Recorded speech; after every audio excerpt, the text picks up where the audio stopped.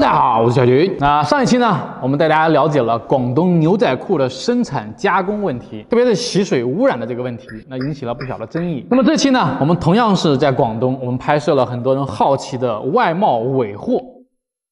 这条路叫龙兴路，全是这种清仓的这种库存啊，或者一些尾货的这种店面，也零售，也有批发的。男裝女裝都係5蚊一件。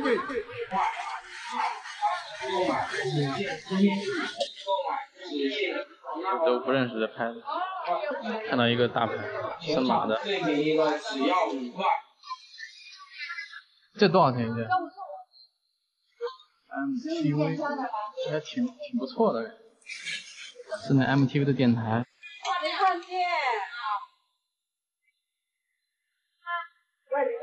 有点脏。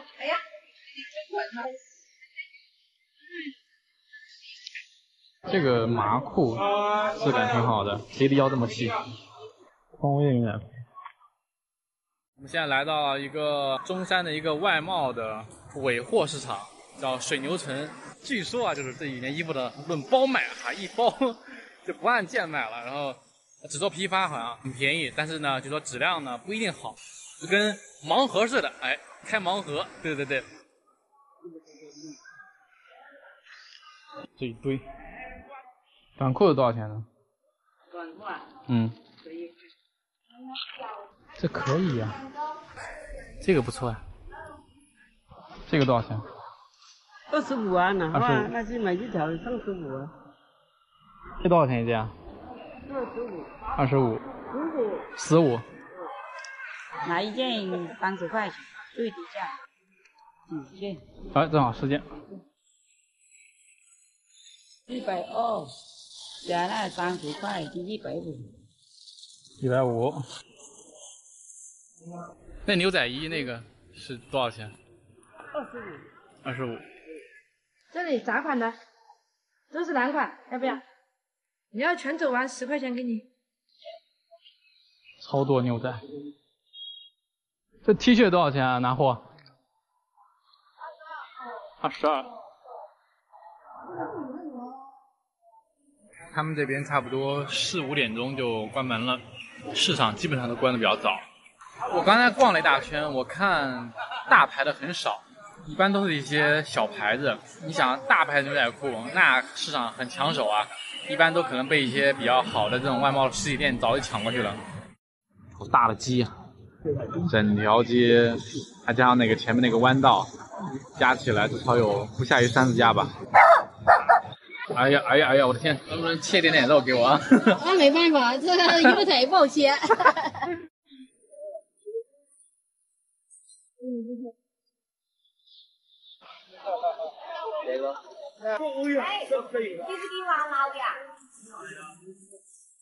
这个摆在路边上卖，一车一车过来，非常便宜，几块钱、10几块钱、20几块钱一件。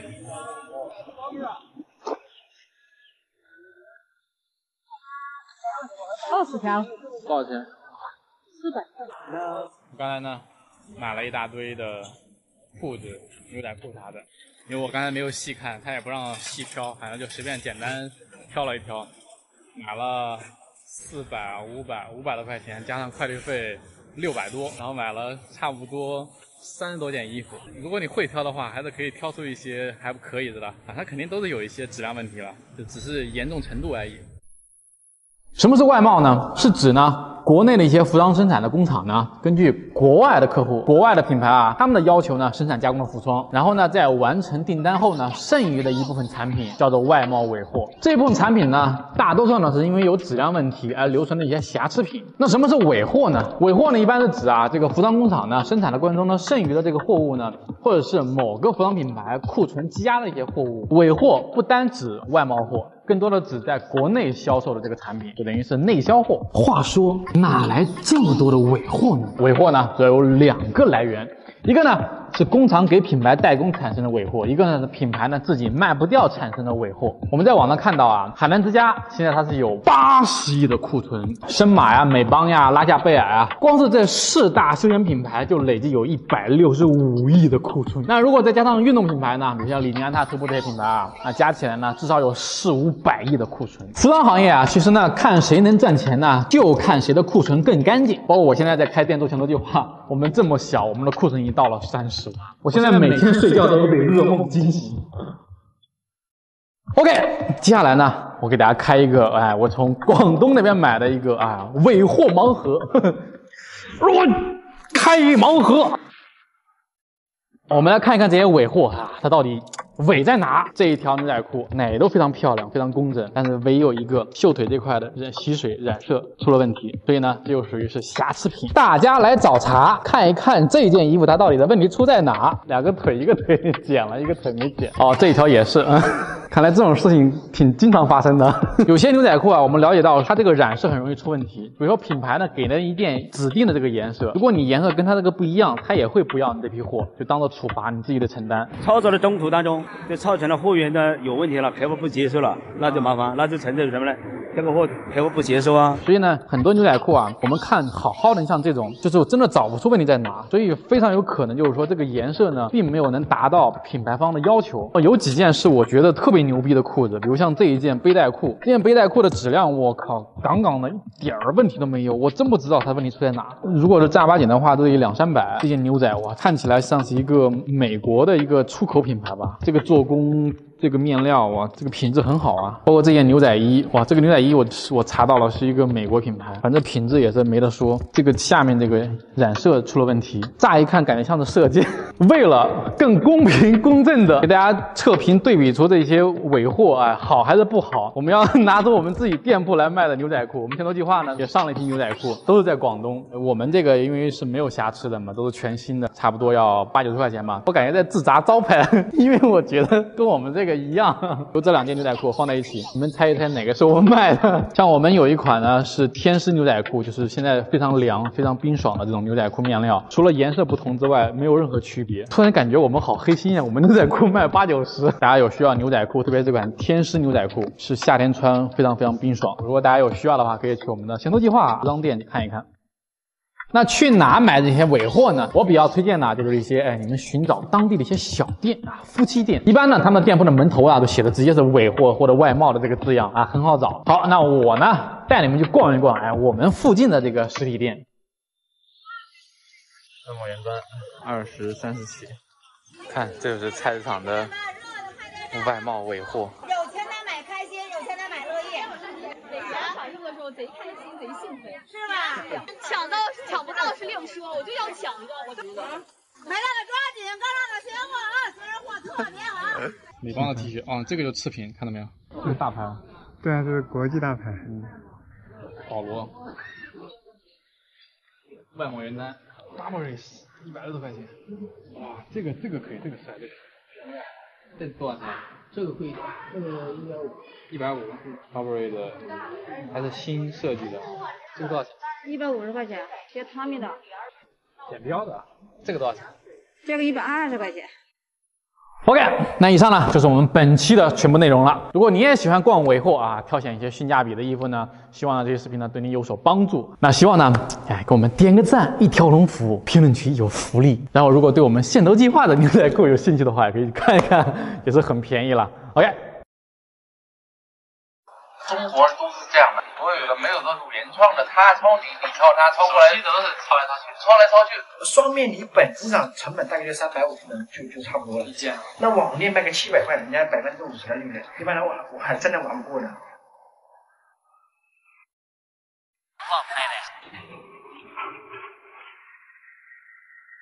网红电商呢这2年真的是空前绝后，很多媒体都拍过各种各样的纪录片，甚至 BBC 都拍过，一副欣欣向荣的景象大家都挣了很多钱。但实际上这跟我们了解的网红这个电商网红的行业不是那么一样。所以我们这一次去杭州呢，我们准备要待上1周，尽可能把我们了解的和行业里面最真实的情况来告诉大家。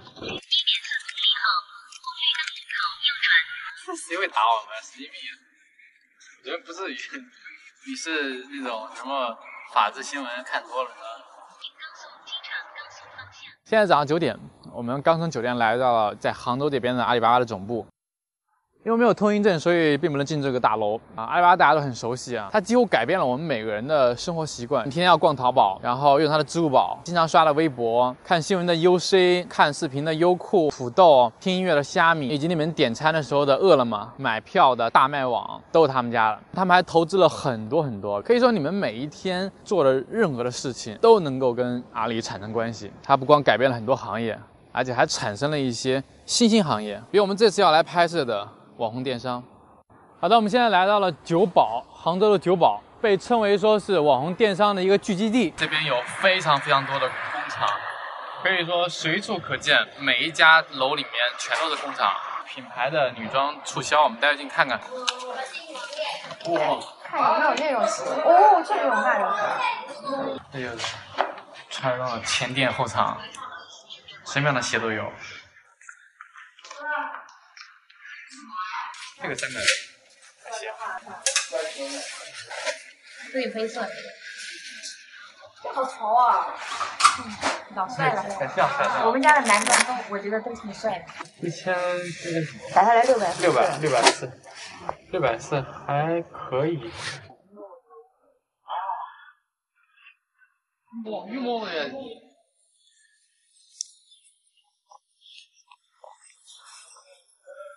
前几年也跟那个就是说，我们也给他供过货，一款蕾丝裙给他做的，总共是5000多件。他今年过了年过后，就今年3月份、4月份给我退了1700件，退回来。我算了一下，那个按照成本上，我要做8000件到9000件，我才能把这个钱，我才能赚回来。那你也不能不接受是吗？那没办法。哦，包放的，没事，这放的都。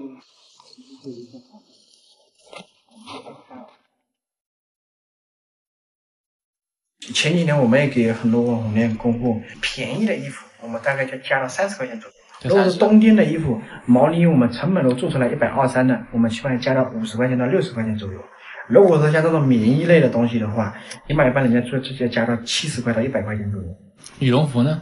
羽绒服起码也在100块钱。双面呢本质上成本大概就350就差不多了。一件啊。那网红店卖个700块，人家50%的利润，一般人我还真的玩不过的。同样一件衣服，第一次上新卖200块钱左右，后面不是有库存了吗？它不是下面有很多复发的小店吗？立马开了一个店，专门用来清库存。200块钱，然后卖100块。哇，这个卖100块，然后他手下有10个网红店，10个网红店的款快要过季了，你上新1个月过后，这些款10家网红店的款全部给我到我店里面卖，我基本上是之前的上面的7折到6折卖。现在那个店一年能卖2-3个亿，现在也不行。但是今年传，如果不是双11的话，他家可能都出问题了。所以我现在见到的网红店，还是不管什么模式，都是自建仓库的。假如有客服，我找个1-2个客服，1-2个那个打单人员，我4个人，就可以起来了。再加1-2个美工，我这个团队就起来了。想完全没团队，我觉得不太现实。就是浅备货，现在一般主流的现在网红店做的不大的时候都是浅备货，50件到100件下单，下完单过后卖的好立刻补单，全部是这样玩。所以这就是为什么说你们说都发货发的很慢的原因，都是这个原因。对，这工厂很苦逼的，忙死忙活的，一年也就赚个30-50万，最多了，就这么多。加班哪有加班费啊？基建哪有加班费？你一天做20小时也没有加班费，但是你做的多你就挣得多。这个行业就是这样，人不够用嘛。人不够用，年轻人谁去做衣服？人家大学生宁愿拿5000，不要1万块。对，就跟大家整天羡慕工地似的。你要是去做个，因为你老婆都求不到。好的，我们现在呢刚刚从楼上下来，这边是好多电商公司，非常大。我们今天确实是逛不了太多，先找个地方吃的。我们今天一天也没有吃过这么香的饭。这边的环境啊、氛围特别像当年我在广东的那边工厂一样，都是一样的四正四方的豆腐块的楼，里面特别大，不是那么干净，大家都在干活。然后街上呢，都这种卖的比较简陋的食物，也没有那么复杂的装修，但是味道有可能会比你们在高级餐厅吃的还要好吃。当然也没有那么卫生，你们可以看到乱七八糟的，很接地气，就可以这么说吧。然后这条街呢，每一家店都是一个小店，里面有很多种狍子毛、狐狸毛，这些都是貂皮。这是狍子毛，那是狐狸。这是狐狸，那是狐狸多少钱？70。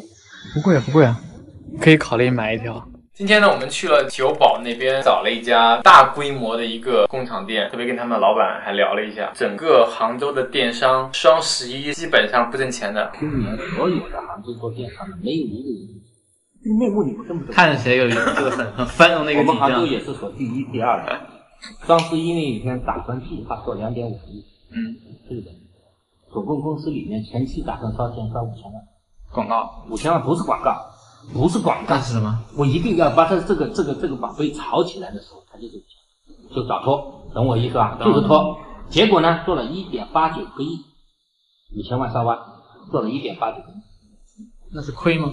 搞清楚哈，我给你算笔账嘛。我们正常的淘宝的退货率是20%到20%到30%左右，对不对？我们就按照正常的算，他做了1.89个亿，也就是说我就算他2个亿，2个亿有5000万是自己买的。2个亿的25%的退货率，你看看它有利润吗？你自己算，自己选。没有接触之前，你是很难想象一家电商公司刷单能刷到上千万。这家工厂呢，他们实际上不做电商，人人都在喊网红电商，网红是一切的时候，会有工厂竟然不做电商。其实很简单，他们要求的产品都是偏中高端，而中高端在淘宝上来讲是特别吃亏的，人家卖100，你卖150，即使你告诉他我的做工是非常高级的做工，我的面料要比他好一些，但是那个100的一定会卖得很好。这就是我们今天聊到这个老板痛苦的地方。好了，我们现在来到了杭州非常著名的世纪星批发市场。早期很多网红都是从这里面来进货，来放在淘宝店销售。到现在呢，依然还有很多小的网红没有能力去开工厂做工作室的，都在世纪星这边。所以我们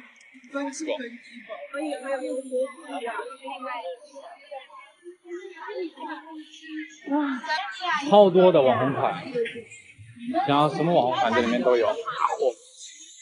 一家没有。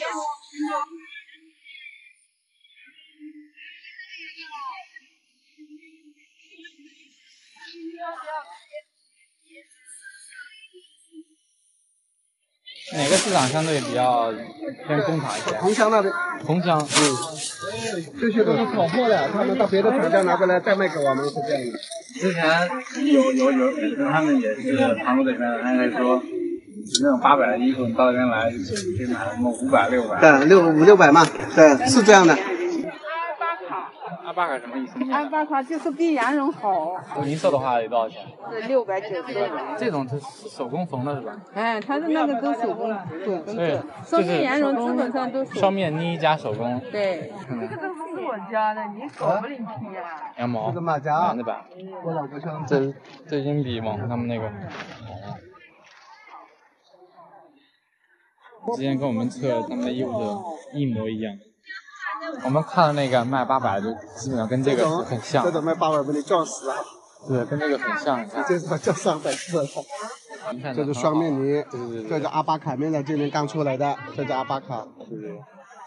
那卖那里面那种呢，那个黄色那种貂绒，那种这种档次，哪家都是400-500的。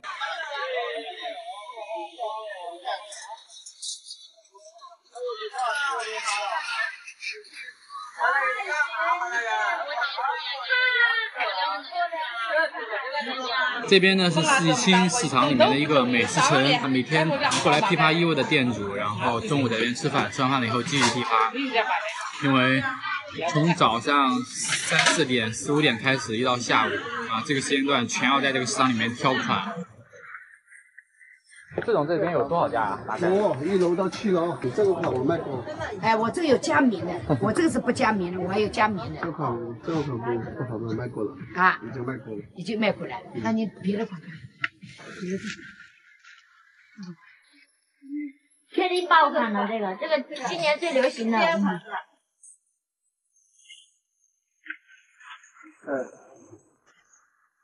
这种吗？对，这个355。好，谢谢。这种品牌他们自己会做淘宝店吗？很少。他们都做那个批发总代理，做我们这些连锁的这种。好，那我们现在来到了一个面料批发市场，我们来看一下这些面料啊，以它的价格。哦，这边全是辅料，这外面这些袋子都是怎么卖的？有2块多的，有几毛的，1块多都有。啊，很便宜。羊驼是吗？羊驼面料。哦，那个是双面，这种比较贵啊，要90多。91米呢？90多。90多。对，97。97米。啊，对。正常他们做那种比较普遍的那种顺便呢大衣的话，是用哪一种？这种。这种。30多的最便宜的。这是90多，这30多。对呀。差那么多。这种带毛、真毛。那种100%的那种羊毛顺便呢。就100多。你做一件的话，成本的话，最少都要200到300块。它这个手缝的，对手缝。我听说缝一件几十块。对，30还是多少？对，30块钱一件，就人工费。100%羊毛的。这个？450。450。这些料是好的，这是阿巴卡的啊，这是那个羊驼什么的，羊驼，这个是得多少钱？这个至少要600。600，啊，这不是手工啊？都是手缝的。都是手缝的。那不是手缝的双面你怎么做不起来？里面看一下，里面看一下，刚刚还没准。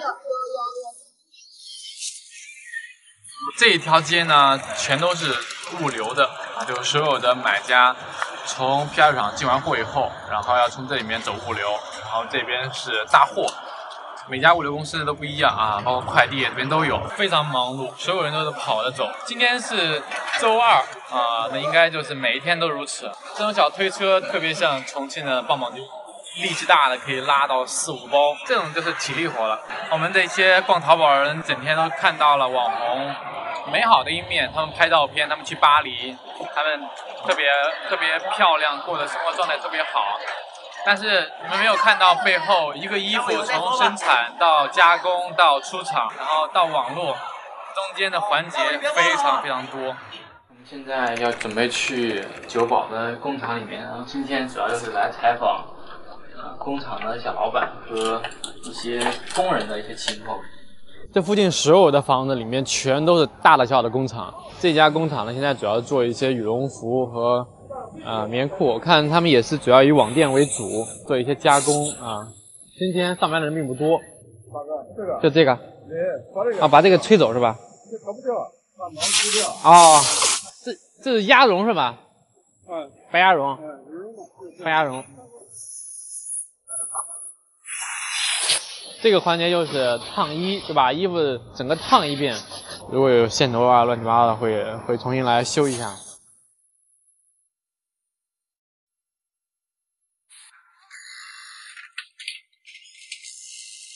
你们这一天能缝多少件？多少件？啊，缝几十件吧。就是每个人缝1到工序啊？没有，我们是做整件，我们2个是夫妻做。夫妻。你们在这个厂做了多少年？没有做几年的，哪里好赚哪里好赚到哪里去。哦，这样，1个月你们大概能赚多少钱？那要看什么时候。季节性啊。对。这个旺季的时候。冬天是旺季吗？就这个2、3个月比较好一点吧。一天多少小时？14、15个。14、15个小时。早上8点干到晚上11点。我天哪！1个月你们能休几天？休个鬼！休个鬼！1天都不休。不休，我感觉不休。这个年头没有多少休息的。哦，这毛毛这么多，你们咋不戴口罩啊？看。像缺氧一样。缺氧，不习惯。但是毛毛太多了，受不了这个。洗里面吸的全是毛。特别是冬天呀，我觉得夏天戴口罩。热。网店和品牌的谁的工艺要求严格一点？那肯定是那个品牌的要严格一点的，网店的是一般般的了。做一件的话，工厂给你们多少钱啊？这个15一件。做的不像那种做啊，没什么年轻人做这个。你不说这个简单，这个东西1年2年学不会的，我跟你说。是我妈这样嘛，哎。什么码的呀？这个1605。为什么起来当夫妻？因为夫妻出来都是挣钱的嘛，然后就是给他租房啊，给他一些待遇比较高一点的待遇，然后还能帮你就是多干点活嘛。能透露一下一年挣多少钱？这个不好说，因为有时候货源多的话，也就是30-40万块钱嘛，费用全部去掉。机器磨损呐，像一些纯利润30多万。对，30多万。每做一件衣服，它的工序都有哪些环节？我们现在做的是羽绒服，都是流水作业，一件衣服加工费下来吧，也就是50多块钱。每一道工序都是分解开，一道工序回来是有1块多的，有2块多的。一道工序给员工是1块多，还是说就是给员工嘛？给员工1块多。假如上绣，一件3块5。对吧？你一天上150件，也就400来块钱。接货好多都是网店，有的是公司。你看在杭州城里有很多家公司，它是服装外贸易公司，人家是专门是打单的。打单呢，就是说专门是出单子的，有人跟他订单，反正是1万件羽绒服有多少个款，对吧？在公司挂住。然后你这些加工厂都去了，对吧？假如说这个公司通知你5家加工厂，他能不能过来吧？过来以后就是看。你说多少钱一件？你说，假如说这件衣服50块钱一件，那50块钱一件，这3000件你做了，多少天你给我出来，对吧？这个小老板说，这个5000件或者1万件我做了，就是这样竞争的。面包。哎呀。我们有时候开玩笑说，老板才是整个行业里面的最惨的，甚至员工都要比老板要好一点。利润那肯定老板的利润要很高，但是你受的委屈，你要承担的责任非常非常重的。员工大家也很苦逼，每天加班到10点，钱还不错。我听老板说，好的7、8千，不太了解情况的人，他们也觉得啊，一月挣8000块，还可以挣1万多，我的天哪！甚至之前我们听到很多声音说啊，为什么工地的一个月可以挣到1万多？为什么我们大学生出来以后毕业找不到工作？找到工作以后3、4千、5、6千，我觉得很气愤，同时又觉得很好笑。为什么你觉得农民工他不应该挣8000块钱、1万块钱？没有这个能力呢，还是说没有这个资格去挣这个钱？工厂里面的员工他们是计件的，北上广的大家都知道，按月给，不管你做了多少事情，我不管，我到月都一定给你这么多钱。所以北上广的大家都知道，经常大家动不动上班玩个游戏、看个视频、登录个网页、逛个淘宝、去厕所抽根烟，总会想尽一切办法去浪费点时间。他们不行，他们甚至吃饭都得狼吞虎咽，去厕所都得跑着去，因为他知道他要想尽一切办法把时间挤出来，然后做衣服，只有这样才能够挣到更多的钱。这是一个很残酷的游戏规则，但是必须每个人都要遵守这个。网红电商因为卖针织衣的话特别少，可能一家店只有几款针织衣。所以这种小的量呢，一般就会找这种小工厂来生产，主要就是把毛衣的前片、后片、袖子织出来。那一看到这边都是线，因为这种是新一代的电脑的机器。我们大家在网上买的网红的衣服也好，设计师的衣服也好，所有的毛衣全部都是由这种机器来织出来的。特别是那种毛衣特别复杂，有很多花纹呐，或者是字体啊，或者是颜色呀，什么条格呀。所有的花纹都会从这里面来编程，这上面有那个我们行业里面叫砂嘴，这个机器过来以后，它会带一个砂嘴过来，然后织。像这一块，它就属于前片脖子这一块，织出来以后就是这个样子。这里就是接袖子这一块，然后把它缝在一起，就是一件完整的毛衣了。像这里面就是经常会说的线头，线头就是说后续在缝的时候要处理掉。当年我在广东的时候，我家就是做这种厂子。非常小，其实挣不了多少钱，都是苦力活，一待要待12个小时，你要派2个人，一个人呢负责夜里面，一个负责白天。这种机器太贵了，所以基本上不会让它休息，你要一直让它挣钱。还有比如下面那个线，一团线的这么大，它用完了以后你就要去来换。不过它这个机器呢很智能，它会有报警声，报警声响了以后你就来可以换线呐，或者调整一些问题。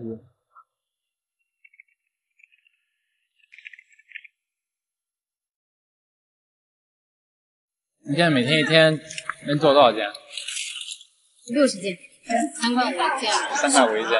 你这行业是最累的，还用不赚钱的，天天晚上一天10几个小时。我们在北京待了6年以前，他工资好低的，前我们坐那边坐的11点半，12点。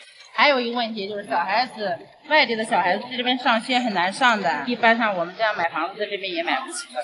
这边一套房子怎么也7、80万，为了孩子上学就在这边买房子。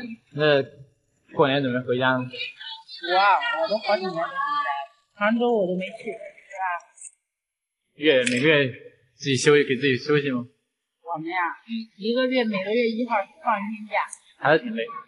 累啊，能不累？坐在这里你不知道，晚上回家脚都是肿的。哎，你们要是同乡这边的就好了，帮助我解决房子的问题。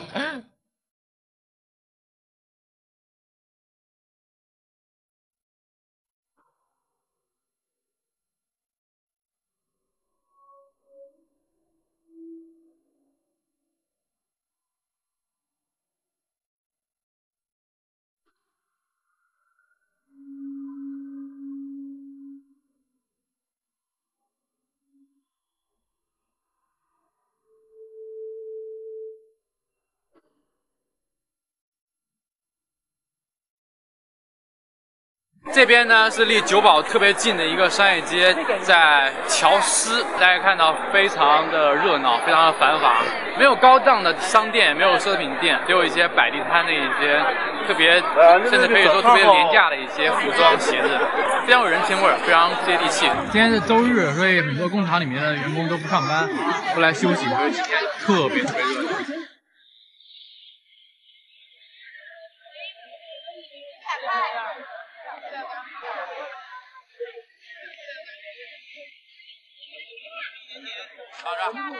是这样，一样的 K， 一样的带，一样的酒，一样的菜，是吧？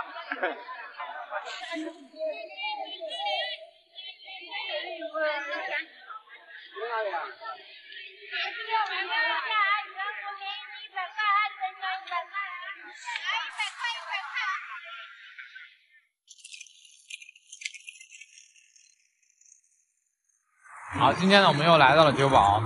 这是我们在酒保待的最后一天。这一天呢，我们也是看了整个行业的很多个环节、很多个流程。尽管我们也没有能把每一个流程全都跑遍，但是总体来讲的话，我们都知道、都了解，而且都真正的去感受了。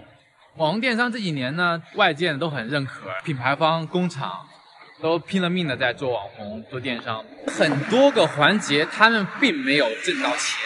那我们就来聊。钱被谁挣走了？我们有的可能想啊，你可能工厂挣的钱少，那对，没问题，因为他要压榨工厂，减少成本嘛。但电商公司应该挣了很多钱嘛。但实际上我们聊了很多老板，他们都说电商公司基本上不怎么挣钱。我们现在还在想说，是不是电商公司在压榨他们？我们有时候在微博上看到那些网红都会在里面叫委屈，有时候他们很累，他们去国外拍照，去跑供应链，他们去管工厂。我们觉得哦。一个网红真的很辛苦，你每天要管那么多事情。但是我们来了以后，聊完整个供应链，聊完整个流程以后，发现这些所有的东西，除了他们去拍照，除了他们去发微博之外，什么都不需要他们管。公司里有专业的设计师，有专业的运营，有专业的客服，有专业的仓管，有专业的物流，有专业的推广，拍照有专业的摄影师，不需要你任何操心，你只需要保证你是好看的，你的一切都是粉丝所向往的那种生活状态。我们发现网红的价格也好，体系也好，都非常完整。可是为什么它的品质要比品牌的要差？我不是说一定要去跟多么好的品牌比，随便找一个国产的品牌，你一对比，一定是品牌的要好于他们很多。但是品牌的衣服贵吗？很多都比网红的价格要便宜。我就在想，我们有没有可能去影响它？然后我们就试了很多内容也好，我们做视频也好，我们有时候在聊观点也好，有时候我们在测衣服也好，我们都在尽全力想有没有可能去解决它。最后发现我们解决不了。我们测了那么多期网红，到现在为止我们都已经1年多了，可是每天还有很多粉丝也好，或者是消费者也好来问我们这个网红的衣服怎么样，那个网红的衣服怎么样。我只能说我们真的尽力了。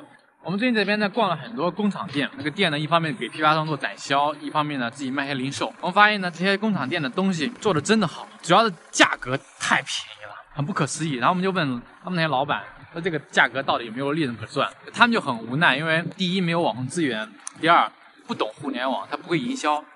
然后呢又没有钱做淘宝，你知道现在做淘宝要推广要花很多钱，他们干脆就说我不碰电商，我只是弄一家店，然后有小老板来批发进货，这些价格又便宜、质量又好的产品你们买不到。现在是一个互联网时代，我们有没有可能打破这种隔阂，让所有的工厂、所有的企业品牌能够不通过网红把东西直接放到用户面前，让消费者买到性价比最高的产品，甚至我们还可以让工厂挣更多的钱。我们来跑各种各样的工厂店，我们来寻找质量又好、价格又便宜的产品，然后把它推荐给大家，推荐给消费者。可能我说完这些，大家会在想了。你吐槽网红也好，你拍供应链也好，说的一切，终归结到底都是自己要卖东西，自己要挣钱。我解释再多，可能大家也不会相信。其实很简单，我们做本货测评一直以来就是帮大家选好的东西，然后帮大家拔草一些不好的东西。所以因为大家喜欢我们，所以我们才有粉丝，我们才有广告。我们挣钱的方法非常单纯。就是广告费，你们从来没有见过我给任何一家服装品牌推广吧？我们也从来不挣这个钱。工厂很多好的东西卖不出去，然后消费者呢在网上呢又买不到特别性价比高的产品，我们只是做一个嫁接，我们不会挣任何人的钱，我们也不会挣粉丝的钱、消费者的钱，我们也不会挣厂商的钱、品牌方的钱。我当时为什么有这个想法？我今天要做饭，所以我经常去菜市场。然后有一天菜市场有来了一个河北的一个大哥，他摆了个地摊，然后卖羊皮的。那个中老年穿的那种坎肩，他就卖了一双羊皮和羊毛的手套，20块钱。这得是有多么不容易，才促使他一个羊皮羊毛的手套卖20块钱。全中国有那么多个地方，每个城市都有每个城市的一些特点，他们都会擅长做哪些商品。我想挣钱，我光明磊落，从来不会偷偷摸摸的说我不要挣钱，我不要商业。那包括我们准备要做的这个计划，我们也不会遮遮掩掩的。我挣钱了我就挣钱了，我没挣钱我就是没挣钱。我不相信大家买到一个价格又便宜、质量又好的衣服，他能跑过头过来骂我。那骂我的人肯定是网红，肯定是行业。他说我把他们的行业搅坏了，我就要搅他们这个行业，搅得他们天翻地覆。哪怕我影响一个人，我影响一个用户，不要影响他们。凭什么一件衣服他们可以卖800多，工厂店只能卖400块钱、500块钱？凭什么呀？你的利润必须得保证50%，甚至55%，你才可以做。那人家凭什么就5%、10%的利润就可以卖啊？你成本高啊！你每天去德国、去巴黎拍照，谁让你去的呀？我们买衣服需要你去德国、去巴黎去拍照回来吗？我只需要一个最真实的一个衣服的状态，你给我弄那么多花样。这成本怎么来的？这些成本就是我要去巴黎，我的飞机、我的酒店、我的5星级酒店，难道自己掏腰包吗？当然要算到服装的成本里面去啊！网红每年要花那么多钱买奢侈品包，你们可以看到他们经常背爱马仕，甚至跑车，钱从哪里来啊？你把这些东西全都去掉，你把这些浮夸的东西全都去掉以后，我相信你的利润可以控制得很大很大。就他们这样的开销，就还能保证50%呢。如果把这些开销去掉，他们利润有多高？400块钱的大衣，还只是说普普通通的人去买一件衣服，我都还没有说我能帮你卖1万件衣服，你能够给我多少折扣？衣服一定是这样的，你量越大越便宜。假如说你能够卖1万件，很可能200多、300多能拿下来，那你的利润多少？你是70%的利润。如果你自己又有工厂呢，你的成本又会更低，钱都花在了一些无关紧要的一些东西上。尽管可能我们真的也解决不了这个问题，包括我们来杭州待了7天拍的这个视频，可能都没有人看。但是我问心无愧，因为我真的在做了。品牌也好，工厂也好，如果你们有非常优质的产品，如果你们愿意给消费者更多的福利、更好的服务、更好的售后，你们拿过来，我一定免费给你们推广。只要是大家有需要买的、有需求的东西，都可以来联系我，给我们私信，告诉我你的产品。我们希望这件事情能够做出一些贡献，给行业也好，给消费者也好，给我们自己也好，哪怕就是说给我们自己多涨点粉丝，我愿意。所以，请来给我们留言，请来给我们私信。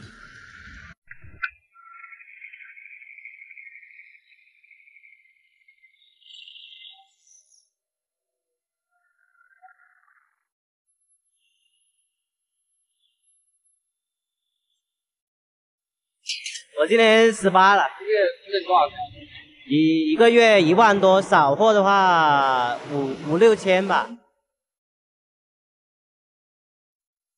Hello， 大家好，我是亚军。今天呢，是我们一期伟大的制造广东牛仔裤工厂。广东呢，是我们中国最大的牛仔裤生产基地。那光是广州新塘的这一个镇子呢，每年就生产2.6亿条牛仔裤。我们每个人呢，都穿个牛仔裤。但是你可能不知道啊，一条牛仔裤呢，要反复进行20次的洗水啊、打磨呀、染色啊。而且还需要加入很多的一些化学物质。生产过程中呢，还会对工人呐、对环境啊造成非常大的伤害。全世界呢对牛仔裤的污染问题呢也一直争议非常大，甚至还有人提倡了说大家都不要再穿牛仔裤了。那本着了解事实真相的目的，那我们本期的纪录片呢，带大家一起去看一看牛仔裤的成本和利润，以及呢了解一下到底洗水这个环节有多么的污染。Hello， 大家好，我是小军，我现在在广州新塘镇。今天呢，我们要是来看一看新塘的牛仔裤，因为这边算是国内最大的牛仔裤生产基地。现在又来到了一个工业区，哇，这边好多厂子，这不错呀。在海内的印花呢是有什么特点呢？客户当时的要求是必须要日本进口或德国进口的那个设备，那个才能绣，不是不然的话呢绣不了。它这个也是上海那边的一个潮牌，吸水的吧？是之前陈冠希上行的，陈冠希那个嘛，他开演唱会，这个什么有个什么特点呢？纽扣结，啊，有点中国风。中国风，对不对？这做一件得多少钱？这个也是给到客户的话，也是100来块钱。这做一件大概多少钱？这很贵吧？里面是这个里面呢也是100来块钱。红边布啊。对，这个红边的不是加配，而是它本身就织出来的，是比较古老的一个设备织出来的。一台机器24小时织100多码，其他机器呢一天呢能够织400多码。他们卖的更多的是一种类似像一个情怀。情怀了哦。我卖的是78、79。它这个贵是贵在哪啊？是洗水呀，洗水这条裤子在12克呀，双草的。洗水会高，就是因为洗水风险大，人家要的单价比较高，因为他洗了呢要买单的嘛。是。哇，这挺大的。外贸主要是针对哪个国家？加拿大、美国、英国、美国啊。哇，这个牌子我们知道，这个平台做的很牛逼。说难听点，现在马上要海外上市了。这个面料都是很好的，这面料。这多少钱一件？这个我们这个就是说拿着要35块。看到了一只有手套的猫咪，怕上火，和王老吉。好，刚才呢去逛了很多家，比几年前要好一些。几年前来好，可能那时候在整改牛仔裤。刚才呢我问了几个工厂的人他们说呢，基本上比如说比较便宜的话就是30、40、50块钱，然后好一点呢可能50、60啊、70、80算是比较好的。基本上大家卖衣服呢最少都是1半的利润。那比如说你是一个80块钱拿货的裤子，可能就是160啊、200块钱左右。所以基本上现在我看啊，大部分做的还都是偏中低端啊。这边很大，这边非常大，非常大。电梯涂鸦，哎，这还挺酷的，有点草书啊，中国风的感觉。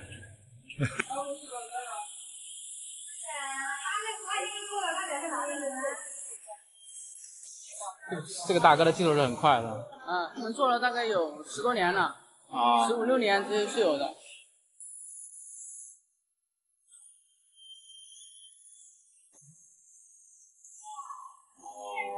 广东这边做牛仔裤的工厂，我最近3天看的全是四川人，我对四川人是有强烈的好感的。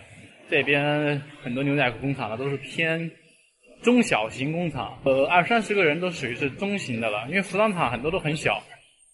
那种超级大的工厂，第一呢，他们也不接这种小单，可能都给那种优衣库这种大型的工厂的代工。这种中小型工厂呢，其实还是服务中国绝大部分的这些品牌也好，或者一些网红店，基本都是靠这些工厂。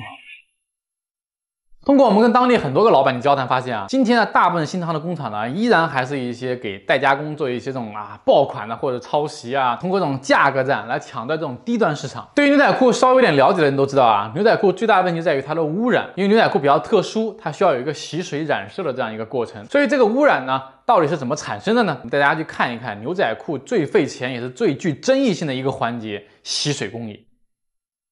我现在来到了中山的一个洗水的基地。很多年前呢，开始呢，各行各业关于这个洗水的染色的这个，都是由政府呢统一的规划一个地方，一个工业园。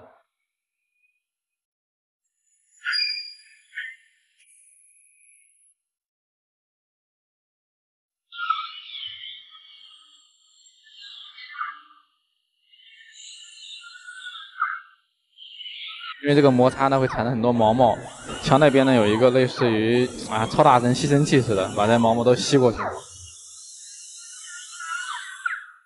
经过这个环节是炒盐，炒盐这块对，炒盐。这是真的是盐，这个是我们制作的工业盐。工业盐，工业盐只能说工厂用，不能食用。哦。炒盐之前是这种效果，炒出的结果，炒出的效果要做到这个效果。这个是本来的颜色，原来洗到半成品的颜色，半成品颜色做到后面的结果是这种颜色。哦。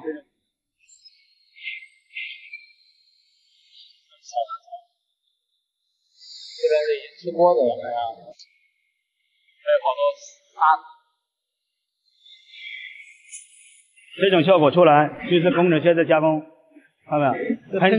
喷颜色嘛，喷颜色。啊，这种效果出来的结果是这样，再拿去我们经过过水，再拿去水房师傅那一块处理。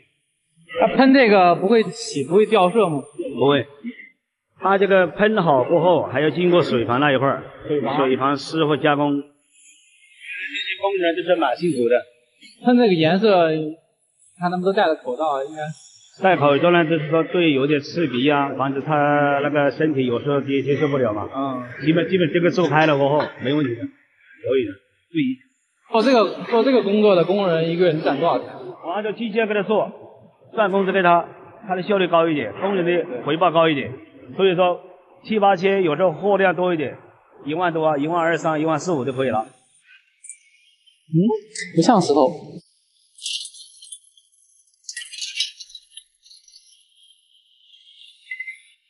这个是辅助这些效果，就是这个等于是磨的在里面，磨的才有画出。哦。这里有时候是给我提供的样板了，图纸啊。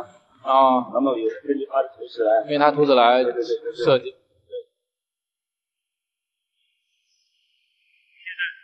到最后一步去，经过师傅那里操作，出来就是成品。这个就是我们的技术人员了，全靠他来把握了。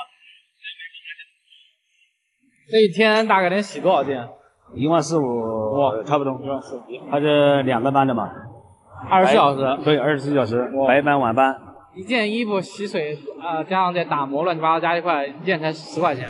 最低有10块的，有14、5块的，14、5块，有一个7、8块的这样的。7、8块啊，比较中档那种一般。中等的呢，一般都11、2块了嘛。11、2块钱。我是河南信阳，您家哪的？四川。好多四川的，我看这边。我们这老板也是这个，事情很多。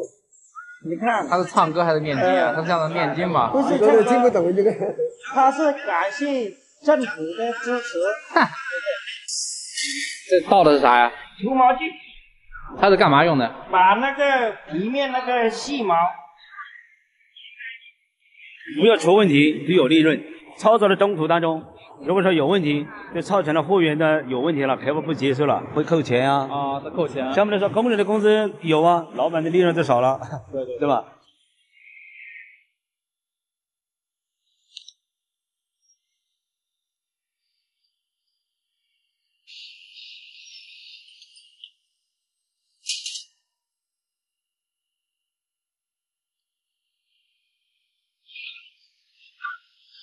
我今年18了。18岁？对。才18？不相信吧？做工作做了多久啊？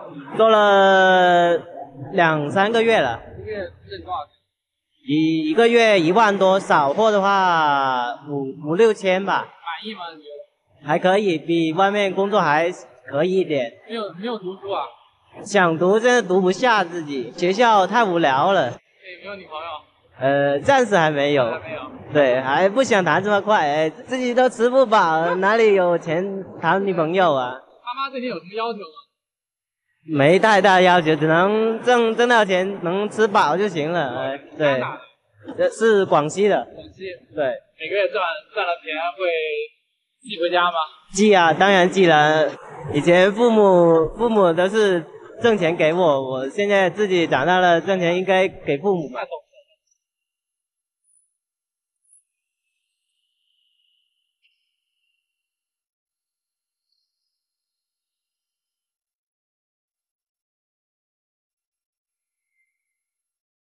这边是甩干环节，洗完衣服以后在这里面甩干啊，超大型甩干机，已经洗完的很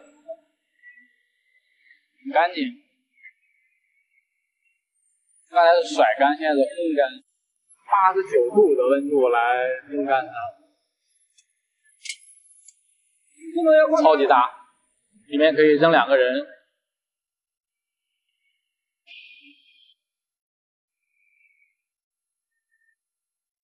这里面非常热，我穿了短袖，然后浑身冒汗，而且洗水的那个环节味道特别刺鼻，还是挺不容易的。现在这个中山的市长，他以前是做环保局的局长来的，现在就好了很多了，这个河面都要清很多了。我之前看评论区有粉丝跟我说，中山呢污染的很严重，因为牛仔裤它的洗水呢特别污染，只要水里面有鱼，也意味着这个至少没有毒，对不对？不然鱼活不下来。我们走访发现尽管呢政府呢已经将这些洗水厂进行了这种集中的这种处理，但是由于呢这个成本的控制呢，很多一些工厂呢，无论是环境也好，还是对工人这个防护的这个设备呢，都很难说是足够安全。对于工人而言，今天依然还需要冒着很大的一个健康的风险，甚至很多人可能看完以后觉得，哇，这是不是这个黑心工厂，是不是一个小作坊？其实真不是。你可以想象一下，整个广东每年生产将近全国1/3的牛仔裤，基本上可以讲说，你买的牛仔裤一定有一条是这些工厂里面生产的。工业社会发展到至今呢，污染其实是一个全球所有发展中国家必经的一个过程。那对于我们这个14亿人口的国家来讲，很多地方的污染问题其实就等同于吃饭问题。那污染呢需要重视和改变，但短时间内呢，仍旧还是解决吃饭重要。毕竟我们今天还是一个制造业大国，我们离不开制造业。环境保护呢，说到底呢，就从来不是一个简单的生态问题，而是一个国家的发展问题。西方人呢，常常冠冕堂皇的批评我们中国的发展给全世界带来了什么严重的环境污染问题，甚至说呢，我们中国人就不应该吃那么多猪肉。包括还有呢，瑞典的一个罢课少女在联合国呢特别荒唐的表示呢，发展中国家都应该实现零排放。但是可笑的是他们整天说中国有多么的污染，有多么的污染，但当日本将核废水排到海里面的时候，真正危害到人类、危害到环境的时候呢，这些所谓的西方的什么环保斗士这些什么所谓的发达国家，他们又集体的沉默了。甚至美国还赞同日本这种做法。当然，西方国家这种双标狗我们早已经就习惯。实际上，中国这几年已经成为全球环保这一块做出了贡献最多的国家。我们国家为了治理环境，持续的进行了耗资4300亿的植树工程。特别是最近5年我们每一年呢都基本上是上千万亩的这个植树造林。包括美国的这个航天局的研究人员呢，在最新一期的这个《自然》杂志上发表论文表示，全球从2000年到2017年的时候，新增的绿化面积当中25%都是来自于中国。没错，是中国。中国对全球的这个绿化增量是最多的。污染呢，并非是一朝一夕能解决的问题。那实事求是，有计划、有步骤的进行，那我相信呢，我们的国家、我们的社会一定会越来越好。OK， 那以上呢就是本期纪录片的全部内容了。如果你喜欢的话，请给我们点个赞。然后我们下一期呢，还有一期中山的一个牛仔裤外贸的一期纪录片。如果大家有兴趣的话，可以关注一下我们下一期的视频。感谢。